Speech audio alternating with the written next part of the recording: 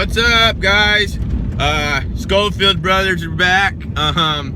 We wound up getting sent home early today because they were running a high pressure test on the whole facility basically, and so nobody can be around it. So they wound up sending us home. We got 4 hours for the day, which ain't too bad, so it worked out. And it's raining and it's kind of miserable outside, but anyways, guys, hey, huge shout out to Daniel Brewer.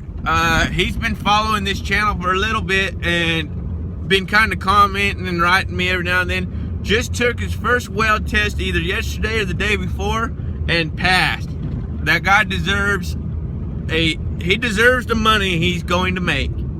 He was willing to take the risk. He went out and freaking got on a test and made that test. Good for him, man. I mean, that's the biggest step to becoming a welder. Take your first weld test. And it's stressful, guys. It's not an easy thing to do. So, way to go, Daniel. I mean, love to hear it, man. That's awesome. I like hearing anybody that's taking a test, and you know, I like knowing that there's people out there that don't sit around for handouts. Because it's not how the United States was built, or you know, whatever place you're in. You're not there to be a freaking leech. You're there to produce, make money, and we live in a capitalist country. Go out and make something of yourself. Way to go, Daniel. That's super neat, man. Anyways, guys, today we're going to kind of talk about, I mean, as the helper and the welder is the one kind of fronting all the money. When you show up on a job, you show up with a lot of equipment. I mean, minimum you've got probably $6,000 or $7,000 worth of equipment, don't you think? Yeah, back there, not including your truck. Not including the truck.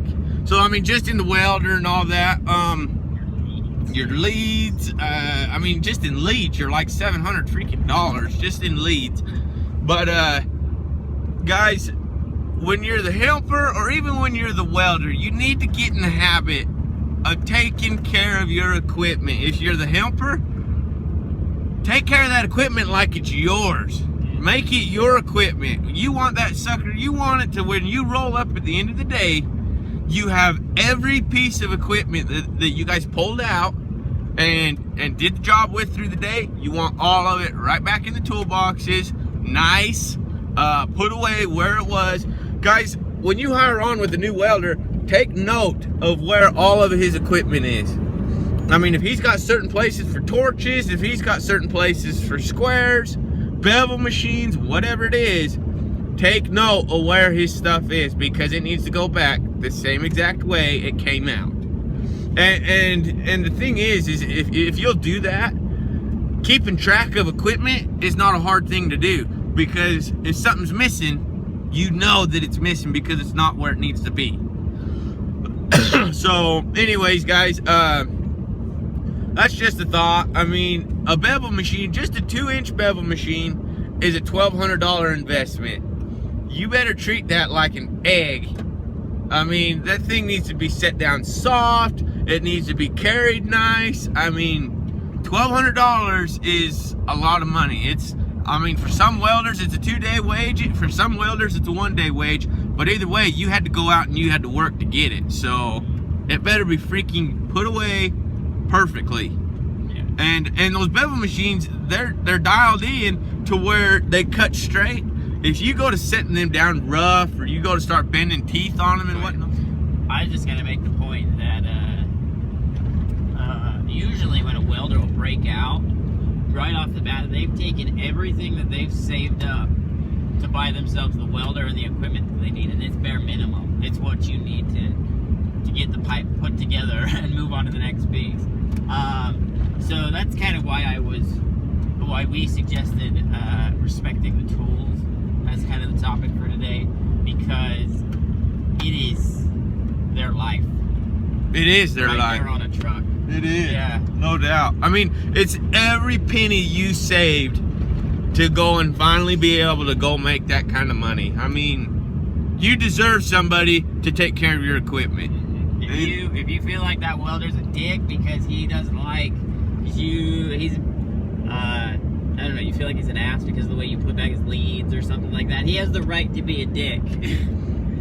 Just take note. I mean, he's not going to be that way all the time. No. But, I mean, if you're a good welder, you're going to show your helper how to do things a couple times. I mean, your stuff needs to be put away nice, and your helper needs to be sitting there paying attention to little things. I mean, as you move throughout the day and start getting the job done, your helper needs to be there, sitting there and taking note. Okay, he stands on this side of the pipe, I need to be here, or he needs this right after this pass, or, there's little things you need to be taking note of.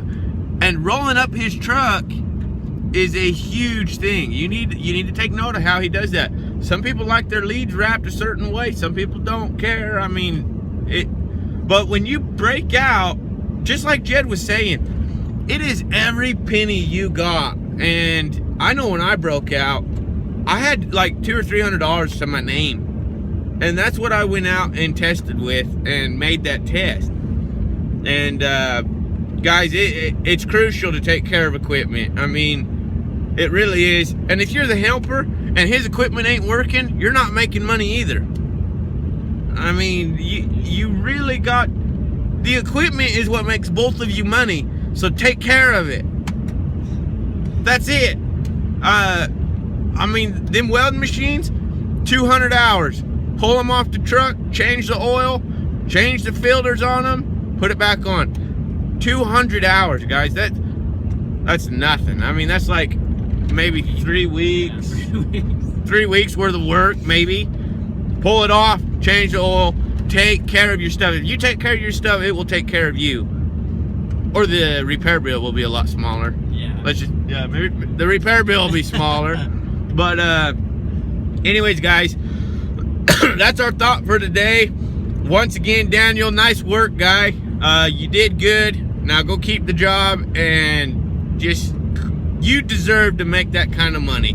I mean, seriously, anybody on this channel, I want to hear if you are testing, if you're getting ready to break out, if you've been welding. Like, I want to hear from you guys, because I mean, to me, that's the coolest thing in the world. I mean, I love people that don't sit around waiting for handouts.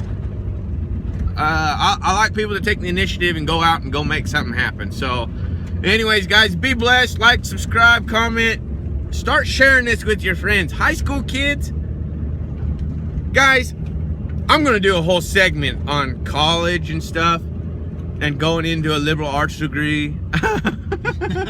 I don't know. Anyways, I will do a whole thing on that. But high school kids need to start, watch these things and realize that there is a huge future for you if you will learn a skill.